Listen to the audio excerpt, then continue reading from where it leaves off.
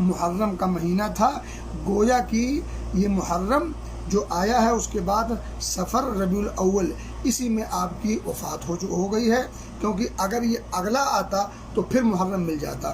تو گویا کہ یہ ہجرت کے 11ویں سال کا محرم تھا۔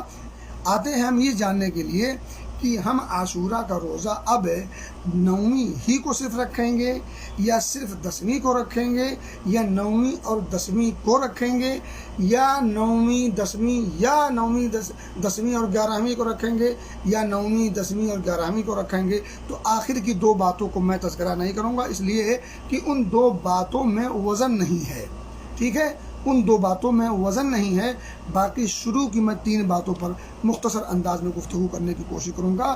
نمبر 1 یہ، بعض لوگوں کا گمان یہ ہے کہ اب عاشورہ کا روزہ بجائے 10ویں محرم کے صرف اور صرف 9ویں محرم کو رکھا جائے گا، یعنی 10ویں محرم کا حکم منسوخ ہو گیا جو 9ویں محرم کی جگہ پر آ گیا۔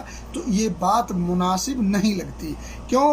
اس لیے کہ جن صحابہ نے ان احادیث کو بیان کیا ہے، ان صحابہ نے ان احادیث کا معنی اور مفہوم یہ نہیں سمجھا، نہ اس کے مطابق عمل کیا، ٹھیک ہے، ایک بات۔ دوسری بات یہ ہے کہ عاشورہ کا روزہ اصل میں 10ویں محرم کا ہے، 10ویں محرم ہی اصل روزہ کا دن ہے، اور چونکہ اس دن کو وہ لوگ اس کی عظمت اور اس کی اہمیت دیتے تھے یہود و نصارہ، اور اس دن کا روزہ بھی رکھا کرتے تھے، تو ظاہر سی بات ہے اگر وہ اس دن کو تیوہار اور خوشی کا دن سمجھتے تھے تو ہم روزہ رکھیں گے تو ہمارا اس میں مختلف ہو جائے گا، اختلاف ہو جائے گا، اور مشابہت سے ہم بچ جائیں گے۔ اور اگر وہ روزہ بھی رکھتے ہیں تو پھر وہ روزہ صرف عاشورہ کا رکھتے ہیں، اور ہم عاشورہ کے ساتھ تاسوعہ یعنی 9ویں محرم کا بھی رکھیں گے۔ تو وہ اگر خوشی مناتے ہیں تو ہم روزہ رکھتے ہیں، وہ اگر روزہ رکھتے ہیں تو وہ صرف 10ویں کا رکھتے ہیں، ہم 10ویں کے ساتھ 9ویں کا بھی رکھیں گے۔ تو یہ ہوگا کہ سانپ بھی مر جائے گا اور لاٹھی بھی نہیں ٹوٹے گی، عاشورہ کی فضیلت بھی مل گئی، یہود و نصارہ کی مشابہت سے بھی بچ گئے، یعنی مخالفت بھی ہم کر لیے۔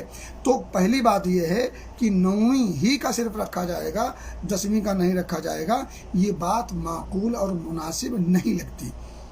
کیوں؟ آپ کو شاید پتہ ہو، عبداللہ ابن عباس رضی اللہ تعالی عنہما ہی خود فرماتے ہیں کہ صوموا التاسع والعاشر، 9ویں اور 10ویں محرم کا روزہ رکھو، وخالف الیہود، یہودیوں کی مخالفت کرو۔